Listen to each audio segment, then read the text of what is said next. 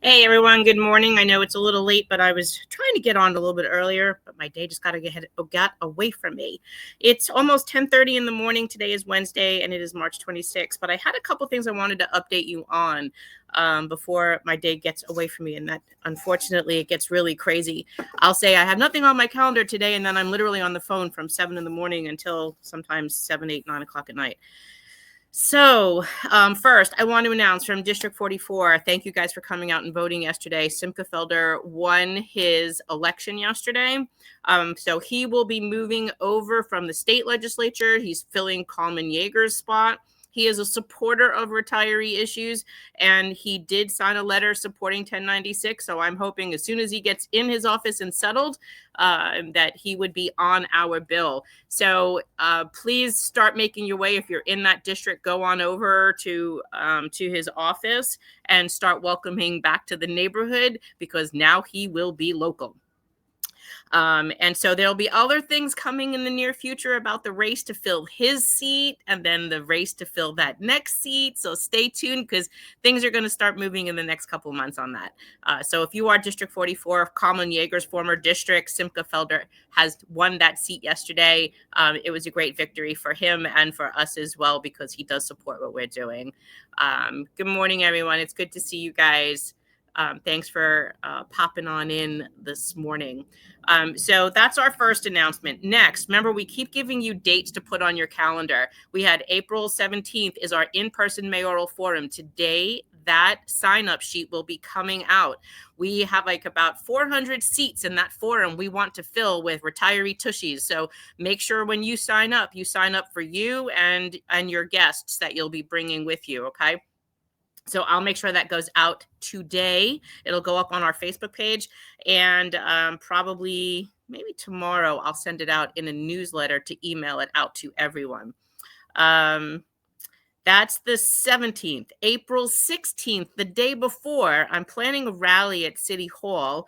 And this would be to help get petitions signed for Jim Walden, who's running for mayor as an independent. Now, if you remember, not too long ago, the governor basically outlawed the use of the word independent. She only wanted to make sure that you ran as a party, either Democrat or Republican.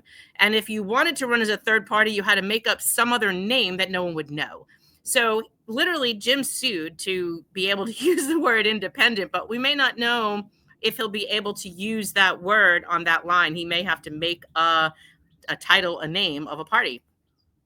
So we're going to keep our eye on that. But just so you know, we have to help get his petitions signed as a third party candidate. And we will be doing that on April 16th. So we need as many 5-borough residents as possible to come out to that day. I'm planning to do this at City Hall at about 11 a.m. If they turn me down from my location, I have to pick another place, but just please reserve that day as April 16th at 11 a.m. and I'll tell you where we're doing it. Eventually, we're going to add a couple more to those because we want to start going borough to borough. We might just do a bus tour and hit all 5 boroughs like in 2 days. So that's 16th is that rally. 17th is our mayoral forum. May 15th is court. We're also putting up the sign-up sheet to go to court. This time we're taking 2 buses. So we need everyone to sign up for that as well. I'll be putting that up today too. Okay, what else? Friday night, we are doing Scott Stringer on our Friday Night Live at 6 p.m. So make sure you come in, listen to his conversation.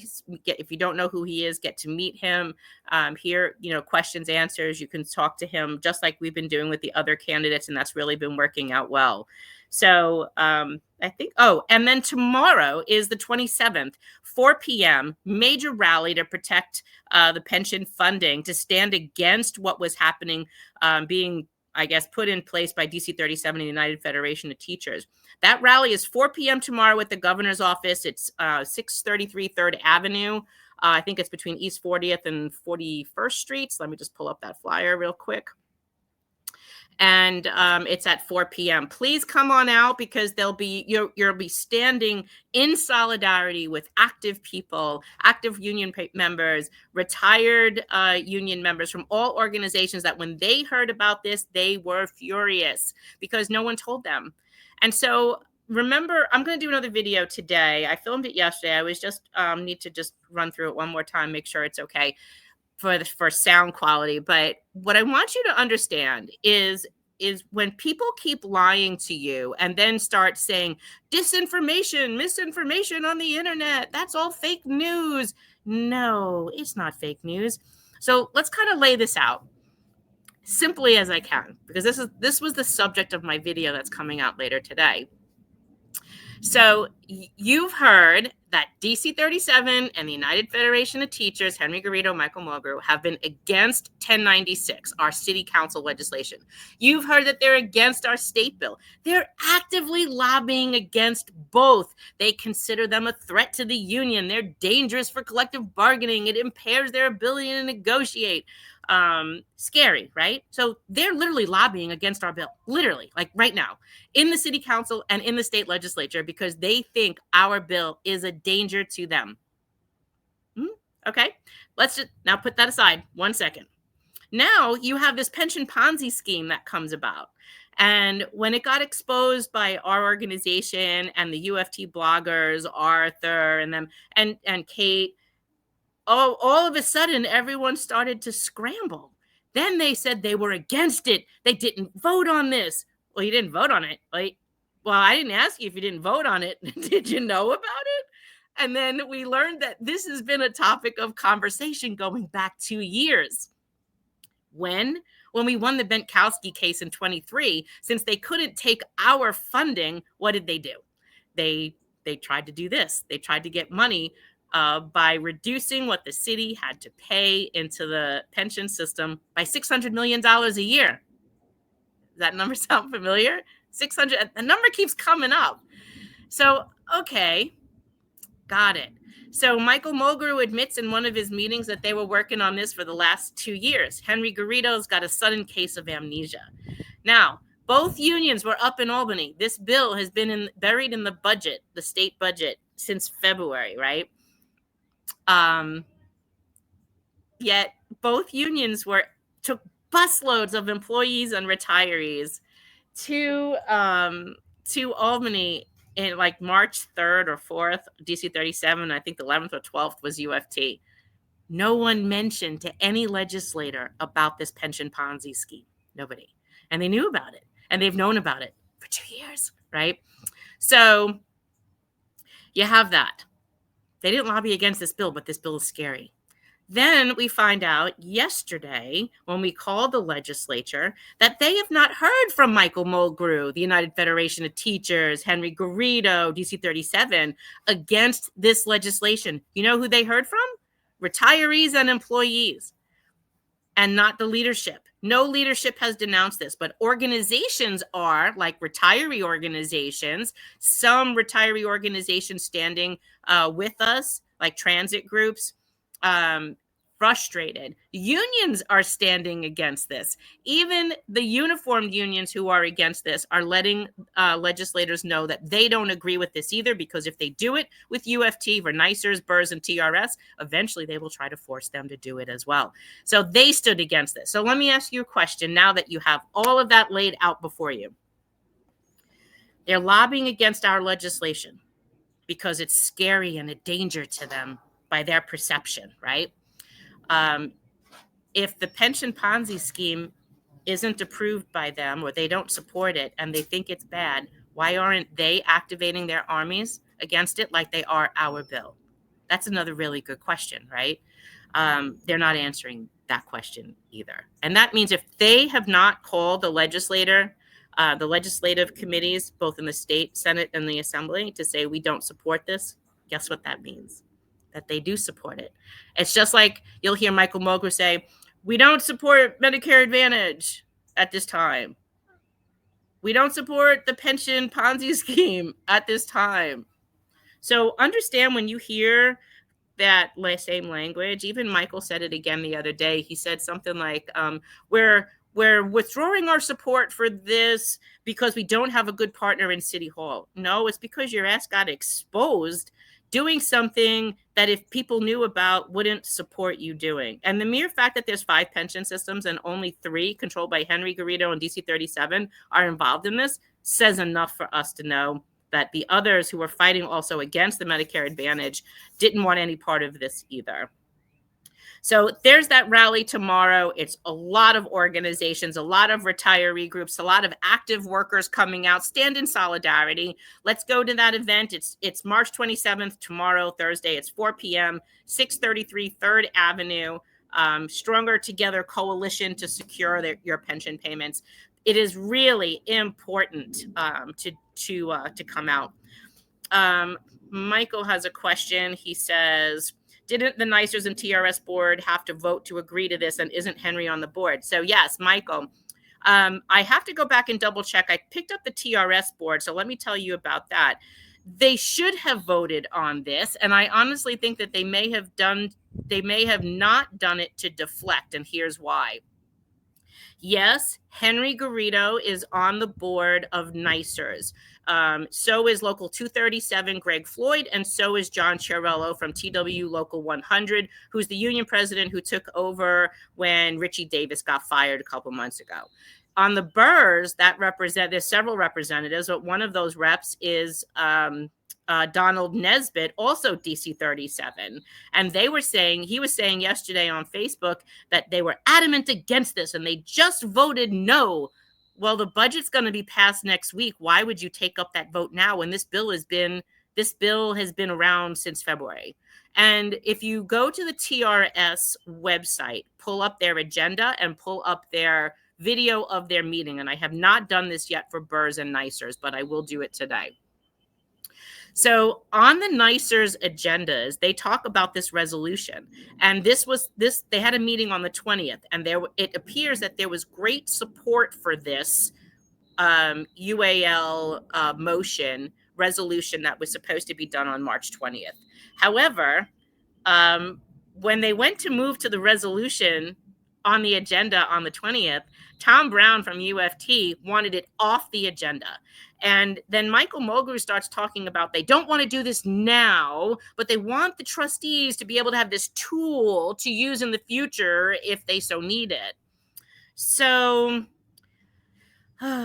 yeah, Mike, I hope that answers your question. I will go back and look at NICERS board if they have their video or minutes up, as well as BERS, but I could tell you what TRS did because I watched that last night at about 10:30.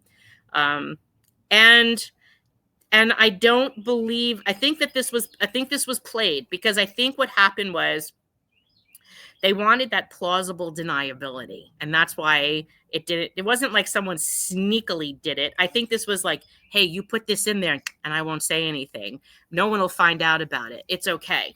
But I think everybody found out about it. And once they did, that's why they walked back their support. Literally, you have Henry Garrido and Michael Mulgrew, I think, on the same night holding delegate assembly meetings, where Mulgrew is saying that they've been working on this for 2 years and Garrido is saying, I don't know nothing about it. Yet both of them had to support it because Garrido is on the board of two of those trustees and Michael is on TRS. You would never get a bill into the governor to bury into the budget with all these other bills if it wasn't supported. It would never, someone would have called and said, hey, you good with this? Or whatever. That never happened. Or why isn't fire and police pension on this? So, David, the city and unions are incapable of stopping. It's an addiction to sickness. Yeah, David. So because they're so used to abusing their power and authority and getting shit done like in these backroom deals that nobody knows about, this is why there's a lack of transparency. So that's unfortunately what you got. So there's not a lot of people on this morning. I know I kind of did this kind of impromptu, but that's all the questions that I'm seeing in the chat. I just wanted to make sure you reserve the date, April 16th rally. I will tell you where, but I'm going to reserve that for 11 a.m. April 17th will be the mayoral forum, and that will be at 6:30 at night in person, downtown Manhattan. Yes, we will be live streaming it, but we need to fill up that room. We've got 400 seats. And Scott Stringer will be on our Friday Night Live. And tomorrow, 4 p.m., that rally, hands off our pension funding, will be at 4 p.m., 633 3rd Avenue at the governor's office between East 40th and 41st Streets. Get out there, meet people that support protecting the future pending. Remember what this means. This means that a future retiree's funding, this would more so affect them than it would affect a current retiree. Our pensions are funded, and every pension is guaranteed by the state constitution, which is why Article 5, Section 7 of the state constitution says there would be no diminution of pension benefit. However, if the funding isn't there, why would that impact a current employee or future retiree? Well, because then the city would need more money if it had the inability to pay that additional funding and those balloon payments. So they may make a tier 7. They may increase your contributions. They may not give active workers raises because they have to fund these additional pension contributions.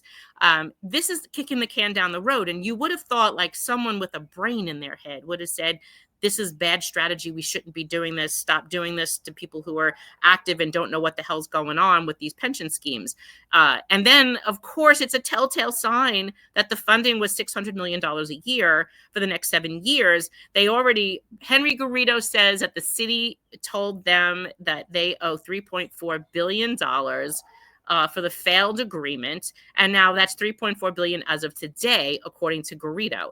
Now, you figured the math out with this. You're pushing that $11 billion mark, give or take a little bit for inflation. So that's all I got to say about that. John Clark, where does Cuomo stand on this? That's a really good question, John. I don't know. He hasn't called me back. If you have his digits, you might want to let me know. We've emailed his team. We got nothing. We are booking Frank Morano on our show, so hopefully he'll be here next week. I'll keep you updated on that. I know you asked, as well as Curtis Lewa. That'll be funny because I'll have Curtis on my show. Is corrections in this loan issue. So, G-Man, yes, this does affect all corrections. We spoke to the correction captains, and then they were tasked with reaching out to Benny Bascio. I do not know what happened there, but I do know that they do not support this either. I do not know about COBA. I never followed up with them. I could just tell you I spread the word, and I'm hoping it spreads organically. Thought we had parity with NYPD. So if you are corrections, you are not in the police pension system. Corrections is in NYCERS. So you are not there.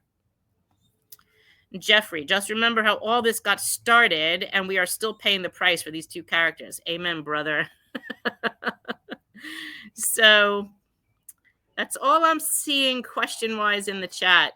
So those are your dates. April 16th, 11 a.m. I'll follow up with the place. April 17th, Mayoral Forum will be at the Graduate Center at 6:30 at night. Tomorrow is your rally at the governor's office at 4 p.m., 633 3rd Avenue between East 40th and 41st Street. Please get out, take pictures. I would love to see you post them on our page. I want to see you guys out there with all of these active workers who are fighting against not being kept in the loop and all of this being done in the secret. Erwin, that's a really great question about, does this need to have a home rule? We've asked that as well. Oops, wrong question. Let me get to that one first. So, Erwin, does this need a city home rule? I believe it does because it is a pension bill. Although it wasn't a standalone pension bill, it was buried in the budget. But we have asked that question too, and that's been raising some flags. So Mike says, so if you're already retired as of right now, they can't touch your pension. So they can't touch your pension, Mike. Remember that Article 5, Section 7 of the New York State Constitution says that your pension cannot be diminished, which is why every time they go to reopen the state constitution, the con, we say, no, you're not opening the state constitution because we're always afraid they will roll back that provision. And if they can pass something that allows them to diminish your pension, don't you think they will? Which is why it's concerning to do that. So when we did 1096, just so you guys know, Article 5, Section 7 of the New York State Constitution protects your pension from being diminished. We modeled our city legislation and our state legislation to protect our health care after Article 5, Section 7. And yet the unions want to say it's illegal and violates collective bargaining. It doesn't, it's not illegal, doesn't violate collective bargaining. And any union should be grateful that there's a bill that says you cannot diminish benefits. I want you to know something. Right now, the AFL-CIO is trying to change the Moratorium Act that would force all other titles into this provision that the UFT, NICET, AFT supported in 1994. What is that provision? Oh my goodness. Okay. Moratorium Act says that the Moratorium Act says that they cannot diminish a retiree's benefit unless they equally diminish it for an employee. Now, in 1994, you most labor leaders had a spine and had a conscience and would never diminish a benefit for a retiree because they sure as hell would not want to diminish a benefit for an employee, okay? However, that law only covers teachers and school district employees. The Moratorium Act, I think it's like Chapter 769 of 1994 or something like that. And now they want to open it up. AFL is trying to lobby the legislature to allow it to cover all other employees. And if you saw my email on this to the MLC, I said not only no, I said hell no. And if you're going to try to do this, I'm going to fight you tooth and nail. And you can tell Henry Garrido and Michael Mogru and the AFL-CIO to kiss my ass in Macy's window. Why? Because the law allows a retiree's healthcare benefit to be diminished if they equally diminish it to an employee. Why is that a problem? They've been doing that for the last 10 years. Every copay, every deductible, that's not coming from Emblem, guys. That's literally coming from Henry Garrido and Michael Mulgrew financing their contracts. In order to get money, they have to give back something. And they keep giving us back. And you guys are not listening to this. And I know you retirees, all my retirees listen. They know this. It's the active workers not paying attention. And it's also the elected not paying attention. That's exactly why they're doing this. So that $15 copay, they're like, oh, it's only $15, no big deal. But they're not thinking that young people don't go to the doctor much. If you're an older person or a disabled person or have chronic health conditions, you're going to the doctor maybe 3 times a week, chemo 2 to 3 times a week, OT-PT 2 to 3 times a week, cardiac rehab 2 to 3 times a week. That's 15, 15, and 15. Blood work, 15. This is why it's a problem. And they know that. They didn't care.